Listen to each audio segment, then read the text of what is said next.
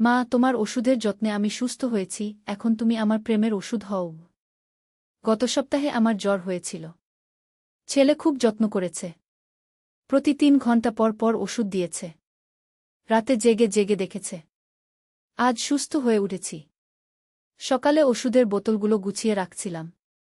ছেলে এসে বলল, মা, ওষুধগুলো ফেলে দাও। আমি বললাম, কেন? আবার লাগতে পারে। সে আমার হাত থেকে বোতল নিয়ে বলল, তুমি অসুস্থ হয়ে আমাকে কষ্ট দিয়েছ। আমি অবাক হয়ে তাকালাম। সে বলল, তুমি অসুস্থ থাকতে আমি পাগল হয়ে গিয়েছিলাম। বুঝতে পারলাম তুমি আমার কত প্রিয়। ওষুধের বোতল তার হাতে। সে আমার চোখের দিকে তাকিয়ে বলল, মা, আমি তোমাকে ভালোবাসি। এই ভালোবাসা শুধু ছেলের মতো নয়, একজন পুরুষের মতো। আমি থমকে গেলাম। সে বলল, তোমার অসুস্থতায় আমি বুঝেছি তুমি আমার জীবনের সবচেয়ে গুরুত্বপূর্ণ মানুষ। আমি তোমাকে স্ত্রী হিসেবে পেতে চাই। ওষুধের বোতল টেবিলে রেখে সে আমার হাত ধরল। বলল, মা, তুমি আমার সব রোগের ওষুধ। তুমি আমাকে বিয়ে করো।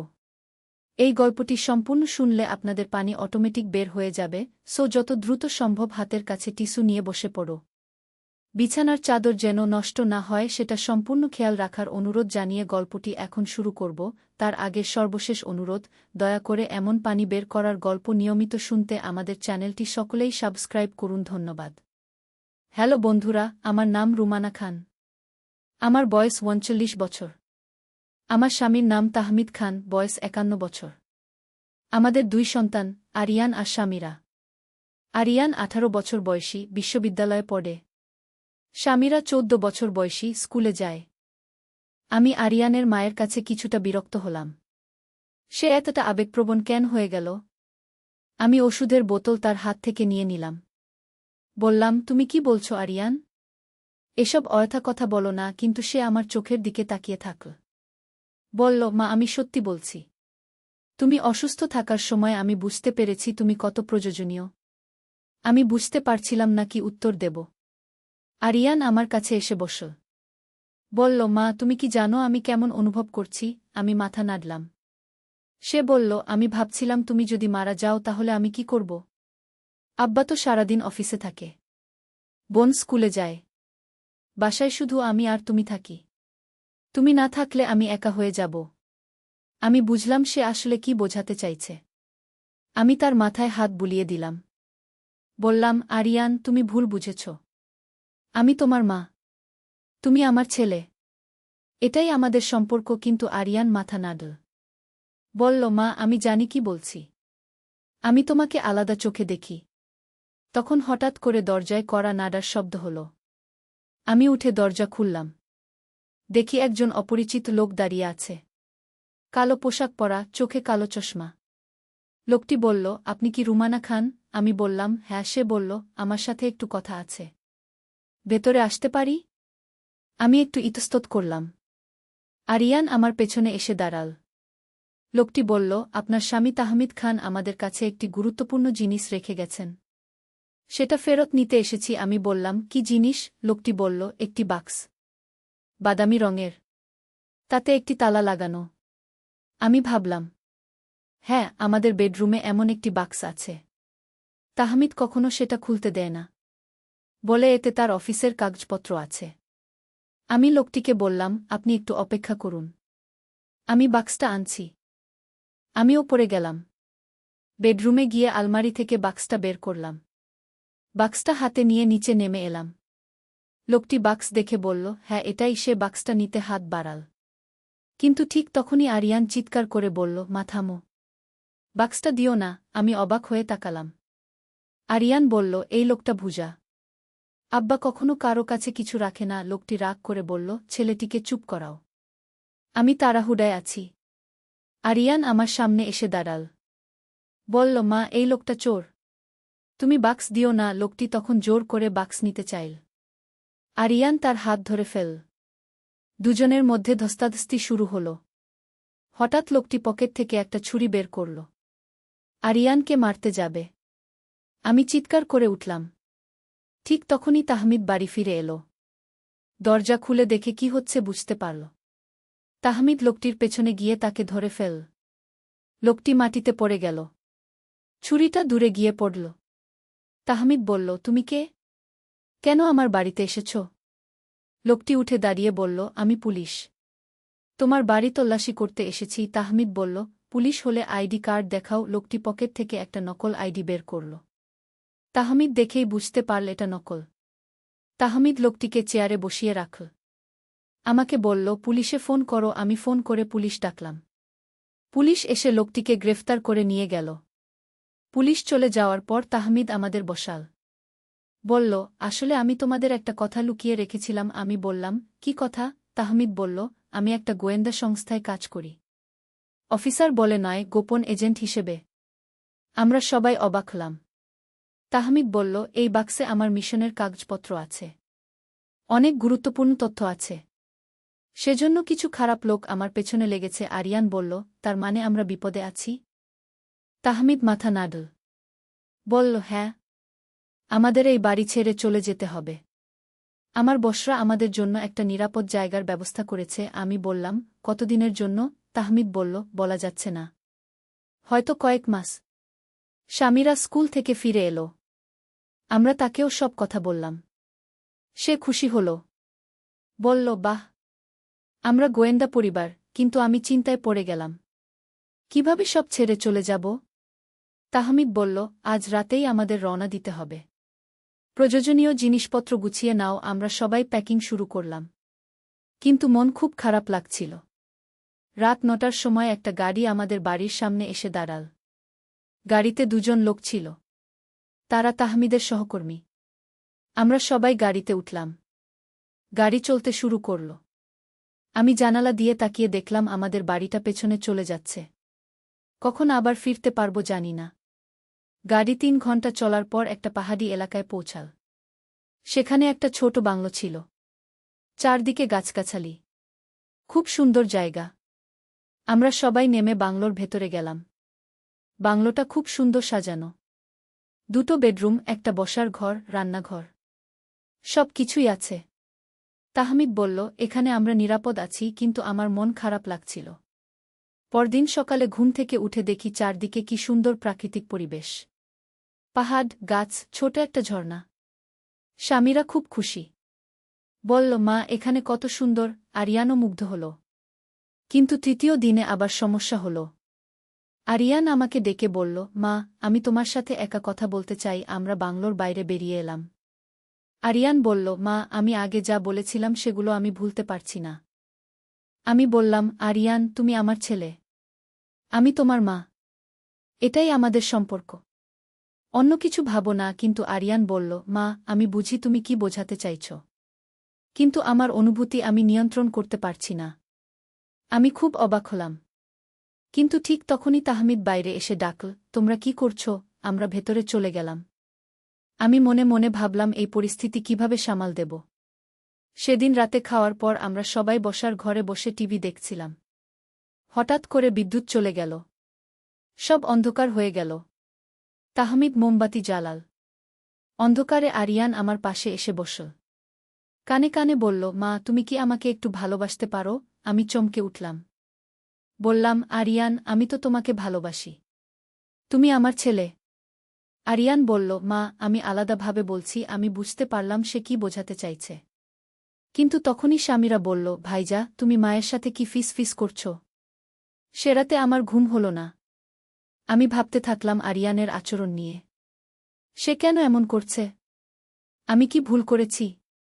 নাকি সে সত্যিই আমাকে ভিন্ন চোখে দেখে? পরদিন সকালে তাহমিদ অফিসের কাজে বেরিয়ে গেল। স্বামীরা বাংলোর চারদিকে ঘুরতে লাগল।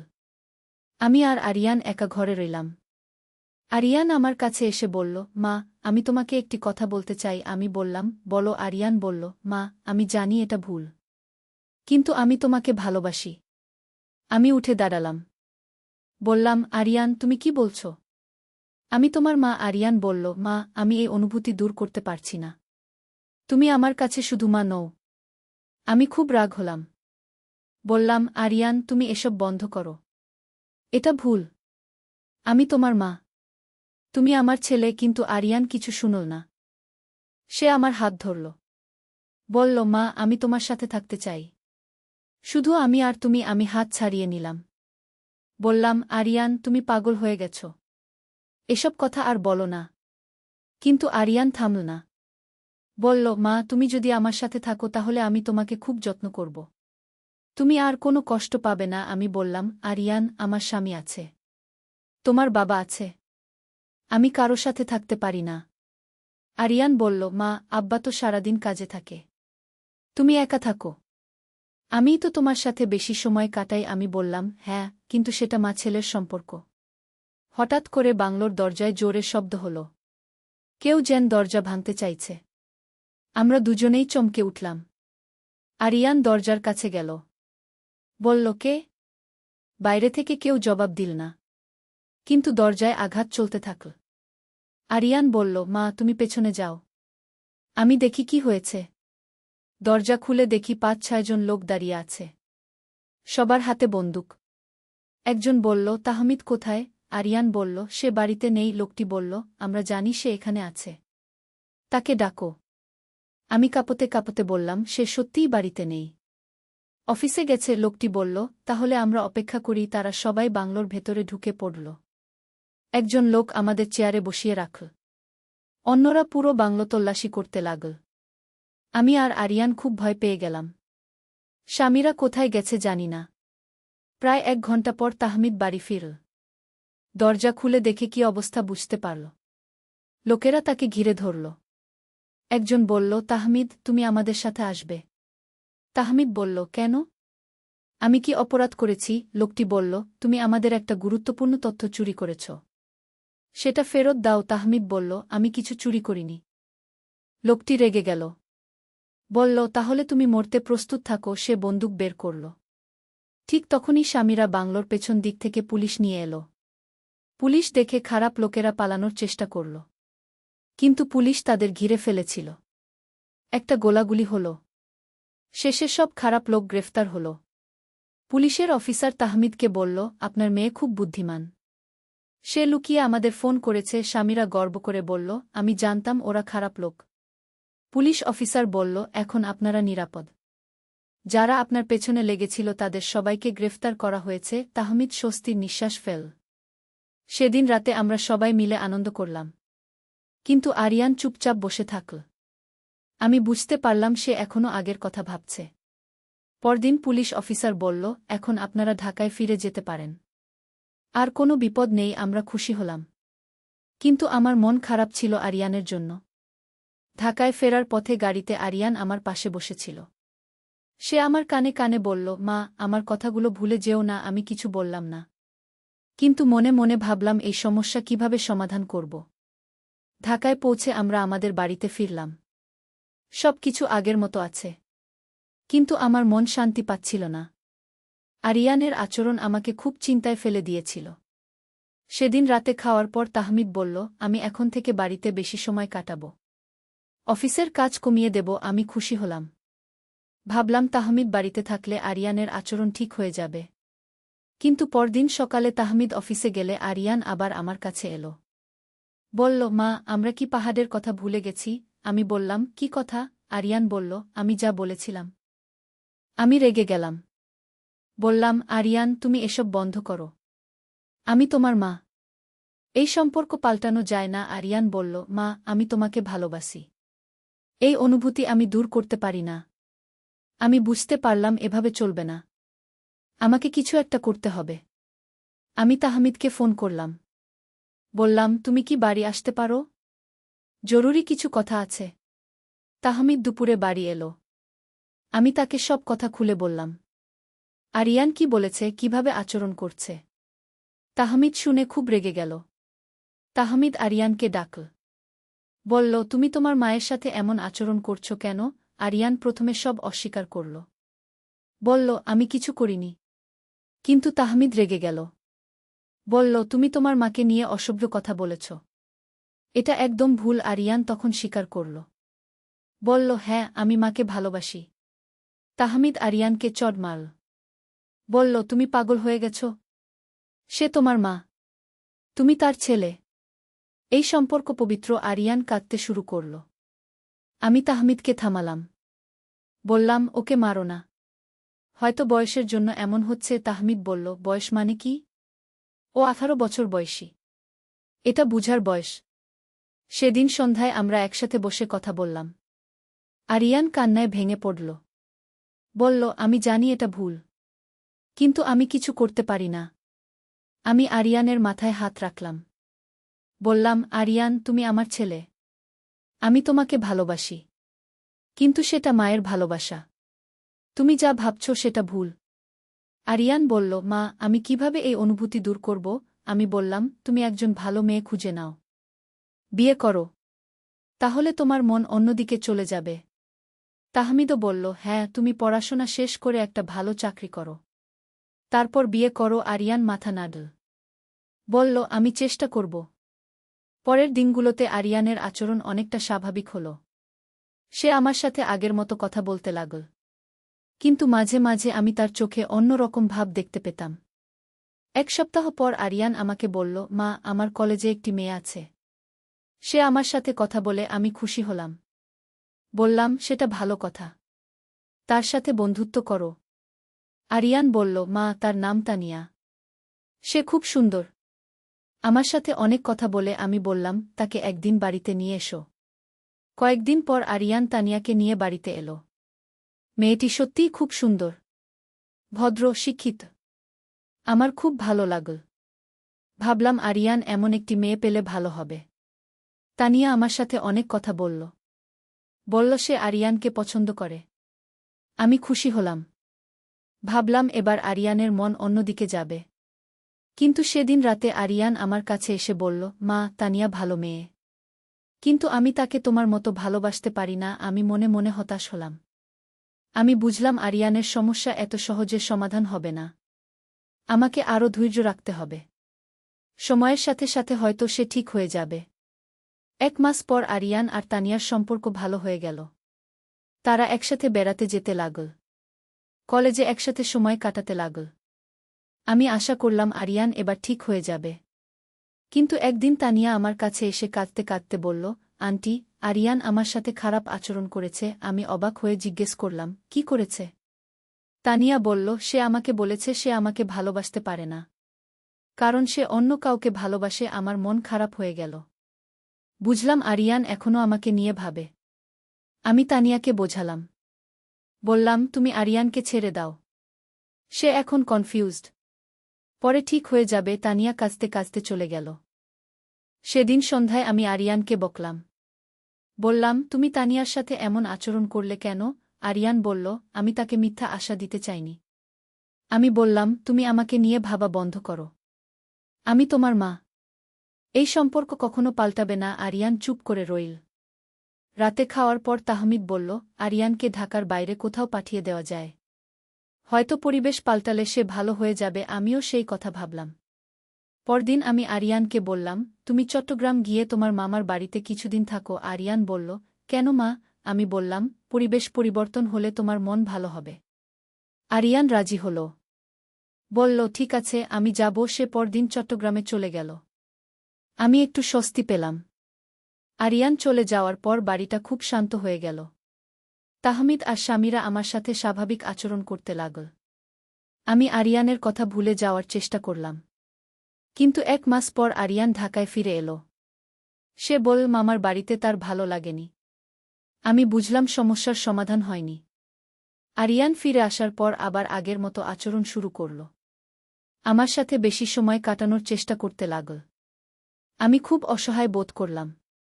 একদিন আমি একা বাড়িতে ছিলাম। তাহমিদ অফিসে, স্বামীরা স্কুলে। আরিয়ান কলেজ থেকে এসে আমাকে বলল, মা, আমি তোমার সাথে একটা গুরুত্বপূর্ণ কথা বলতে চাই। আমি বললাম, বলো। আরিয়ান বলল, মা, আমি চট্টগ্রামে থাকার সময় অনেক ভেবেছি। আমি তোমাকে ছাড়া থাকতে পারি না। আমার মন খারাপ হয়ে গেল। আরিয়ান আমার হাত ধরল। বলল, মা, আমি তোমাকে ভালোবাসি। তুমি আমার সাথে পালিয়ে চলো। আমি হাত ছাড়িয়ে নিলাম। বললাম, আরিয়ান, তুমি পাগল হয়ে গেছ। আরিয়ান বলল, মা, আমি সিরিয়াস। আমি তোমার জন্য সব কিছু ছেড়ে দিতে পারি। আমি চিৎকার করে বললাম, আরিয়ান, তুমি আমার ছেলে। আমি তোমার মা। এই সম্পর্ক পবিত্র। কিন্তু আরিয়ান থামল না। বলল, মা, আমি জানি সমাজ আমাদের মানবে না। কিন্তু আমরা কোথাও দূরে চলে যেতে পারি। আমি রেগে গিয়ে বললাম, আরিয়ান, তুমি এই বাড়ি থেকে বের হয়ে যাও। আরিয়ান কাঁদতে শুরু করল। বলল, মা, তুমি আমাকে তাড়াচ্ছ। আমি বললাম, তুমি যতদিন এই ভুল চিন্তা না ছাড়বে ততদিন আমি তোমার সাথে কথা বলবো না। সেদিন সন্ধ্যায় তাহমিদ বাড়ি এসে দেখল আরিয়ান কাঁদছে। তাহমিদ আমার কাছে এসে জানতে চাইল কি হয়েছে। আমি সব বললাম। তাহমিদ খুব রেগে গেল। তাহমিদ আরিয়ানকে ডেকে বলল, তুমি এখনও সেই ভুল চিন্তা করছ? আরিয়ান স্বীকার করল। তাহমিদ বলল, তাহলে তুমি এই বাড়ি ছেড়ে চলে যাও। আরিয়ান কাঁদতে কাঁদতে বলল, আব্বা, আমি কিছু করতে পারি না। তাহমিদ বলল, তুমি একজন সাইকোলজিস্টের কাছে যাও। হয়তো তোমার চিকিৎসার প্রয়োজন। পরদিন আমরা আরিয়ানকে নিয়ে একজন সাইকোলজিস্টের কাছে গেলাম। ডাক্তার আরিয়ানের সাথে অনেক কথা বললেন। শেষে বললেন, এটা একটা মানসিক সমস্যা। চিকিৎসা করলে ভালো হয়ে যাবে। ডাক্তার আরিয়ানকে কিছু ওষুধ দিলেন। বললেন, প্রতিদিন এই ওষুধ খেতে হবে। আর সপ্তাহে একদিন আমার কাছে আসতে হবে। আমি আশা করলাম এবার আরিয়ান ভালো হয়ে যাবে। ধীরে ধীরে আরিয়ানের অবস্থার উন্নতি হতে লাগল। সে আমার সাথে স্বাভাবিক আচরণ করতে লাগল। আমার কথা ভুলে গিয়ে পড়াশোনায় মন দিল।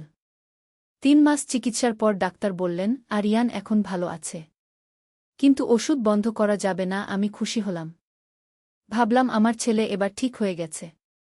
আরিয়ান আবার কলেজে যেতে শুরু করল। বন্ধুদের সাথে মিশতে লাগল। আমি স্বস্তি পেলাম। ভাবলাম এই দুঃস্বপ্ন শেষ হয়েছে। 6 মাস পর আরিয়ান একটি মেয়েকে বিয়ে করার কথা বলল। মেয়েটির নাম নাদিয়া। কলেজেই পরিচয়। আমি খুব খুশি হলাম। ভাবলাম এবার আরিয়ান সম্পূর্ণ স্বাভাবিক হয়ে গেছে। বিয়ের পর আরিয়ান আর নাদিয়া আলাদা বাড়িতে থাকতে শুরু করল। আমি মাঝে মাঝে তাদের দেখতে যেতাম। দেখতাম তারা খুব সুখী। এভাবে কয়েক বছর কেটে গেল। আরিয়ান এখন একটি ভালো চাকরি করে। নাদিয়ার একটি ছেলেও হয়েছে। আমি নানি হয়েছি। আজ যখন এই পুরো ঘটনা মনে করি তখন ভাবি কতটা কঠিন সময় ছিল সেটা। কিন্তু ধৈর্য আর ভালোবাসা দিয়ে আমরা সব সমস্যার সমাধান করতে পেরেছি। আরিয়ান এখন একজন দায়িত্বশীল বাবা আর স্বামী। সে আমাকে মা হিসেবেই দেখে। আমার প্রতি তার সম্মান আর ভালোবাসা রয়েছে। কিন্তু সেটা একজন ছেলের মায়ের প্রতি যেমন হওয়া উচিত। আমি বুঝতে পারি যে পারিবারিক সমস্যা যতই কঠিন হোক না কেন, ভালোবাসা আর ধৈর্য দিয়ে সব কিছুর সমাধান সম্ভব। আমাদের পরিবার এখন আগের মতোই সুখী। স্বামীরাও এখন বিশ্ববিদ্যালয়ে পড়ে। সে একটি মেধাবী মেয়ে। আমার গর্ব। তাহমিদও এখন বাড়িতে বেশি সময় কাটায়। আমরা সবাই একসাথে খুব সুখে আছি। এই গল্প শুনে আপনারা হয়তো ভাবছেন এমন অদ্ভুত ঘটনা কিভাবে ঘটতে পারে।